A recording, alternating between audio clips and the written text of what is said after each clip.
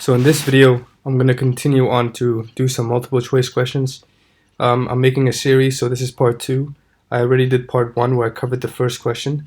So let's move on to the next one. Make sure, by the way, to check out my videos that I made on DNA and RNA before you do these questions with me, because I can't explain them in that much detail. So you maybe won't understand, so make sure to check them out, because they're in a lot of detail. Okay, so let's go on to this question.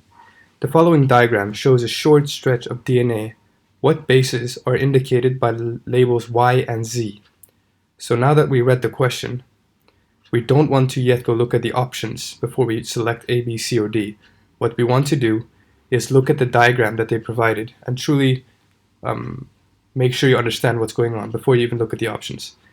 So right now, what we can see here is a DNA strand, like they said. So DNA we know is double-stranded, so we know this is definitely nothing to do with RNA.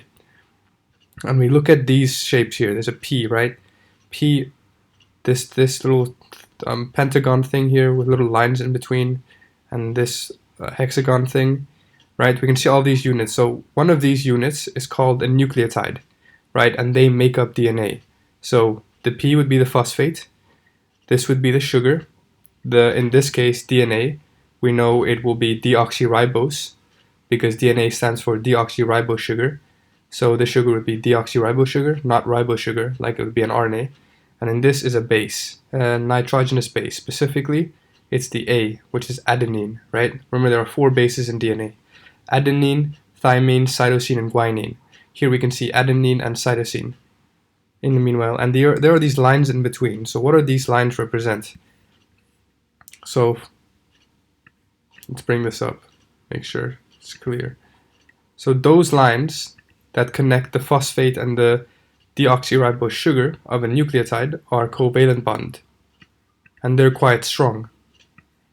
Okay, let's look at, and these bonds are also covalent bonds. All those that are solid lines, they're covalent bonds. But then we get to these lines, you can see here adenine connects to another nitrogenous base by 2 of these dotted bonds. What are they called? So they are called a hydrogen bond. So you can see in this case, A has 2 hydrogen bonds. And easy to remember that hydrogen bond is a dotted line one, because you can think HYD, hide. The line is kind of hiding, showing, but also hiding, so it's not so strong. The dotted line represents hydrogen because it's hiding, it's not so strong. The bond is a bit weaker than a covalent bond. Okay? But hydrogen bonds always hold together bases, so it will always hold together different alphabet letters of DNA. Okay, now that's pretty much it for what's going on in this image. Now what are they asking for? You can see already they're labeling something Y and something Z. They're trying to probably ask us the name of this specific base, because here they gave us the name, it's the cytosine one, the C, and here they gave us the other name, which is A, adenine. So obviously they're just going to ask for what the name of Y is and what the name of Z is. So let's go look at the options. Okay, so here are the options, Y and Z. So now we got to pick one. Now give it a go by yourself first before I explain this.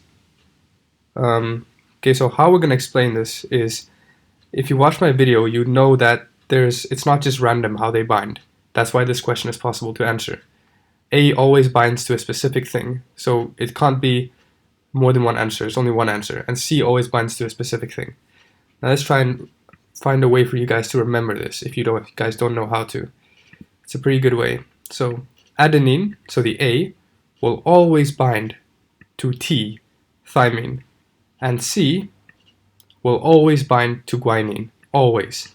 So A will always be with T and C will always be with G in DNA. They will always be bounded.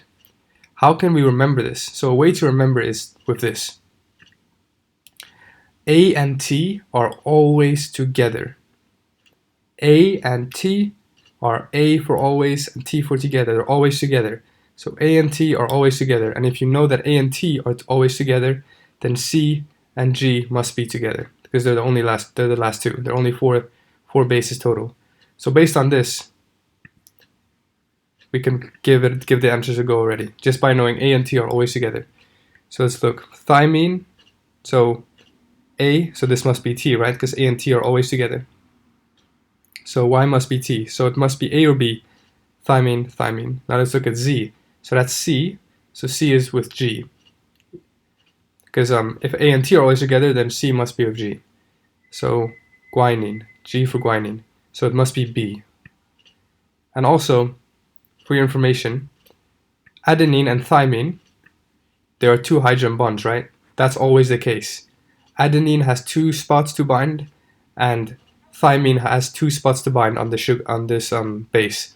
So they perfectly fit together. Whereas cytosine and guanine both have 3 spots where they like to form hydrogen bonds. So they form 3 hydrogen bonds. C and T will never go together because then one will be unhappy. Because C will have 3 places to bind, but T will only be able to provide 2. So they'll always be unhappy to go together. That's why C and G always goes together, and A and T always sticks together. Okay?